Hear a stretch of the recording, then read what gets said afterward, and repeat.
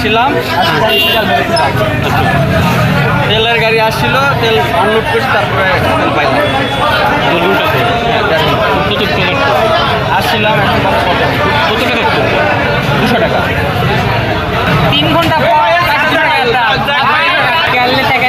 কাকে দেখছি তেল নাই, বিকালে আসি তেল নাই, কোথা থেকে দেরি করেছিলাম মিনিমাম 3 ঘন্টা পর দেখি 200 টাকা। জয়পুরহাট পুরো তেল পাইনি, পরে আত্মীয়পুরে আসলাম, আত্মীয়পুরে এসে দেখি যে তারা তো 200 গাড়ি 300 গাড়ি দাঁড়ায় আছে। তেল নেই নাই, কারণ যে পাম্পের অবস্থা, যখনই আসি তখনই দেখি বন্ধ, তেল পাচ্ছিলাম না। আজকে 7 দিন পর তেল পেলাম।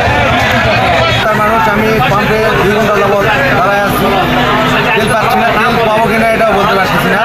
আমি তো সার্ভিস করি, আমার গাড়ি 1 ফোঁটা তেলও নাই, পাম্পের থেকে হয়তো 10 হাত দূরেও যাবে না। গত 25 তারিখে 3000 পাইছিলাম, ওটা 1.5 দিনে আমার একদিনে শেষ হয়ে গেছে। আজকে পাইছি তোমার 3000, প্রায় 3 দিন পর। ওটা আনার সঙ্গে সঙ্গে হাজার হাজার গাড়ি আমার পাম্পে তেল দিচ্ছে। 200 টাকা করে তেল দিচ্ছি। এখন বৈশ্বিক সারা পৃথিবীর সমস্যা, এটা এখন সাধারণ জনগণ যদি না বোঝে তাহলে তো আমার করা ঠিক।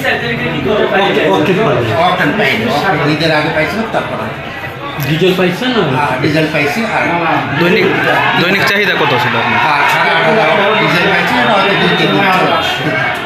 এমনিতে স্বাভাবিক চাহিদা ছিল আগে? এই চাহিদা যেটা আছে সেটা বাড়তি চাহিদা, আর এখন যেটা চাহিদা সেটা বাড়তি চাহিদা। স্বাভাবিক সময়ে স্বাভাবিক সময় আমার ডিজেল চলে 4,500 প্রতিদিন, পেট্রোল চলে 2,000 স্বাভাবিক।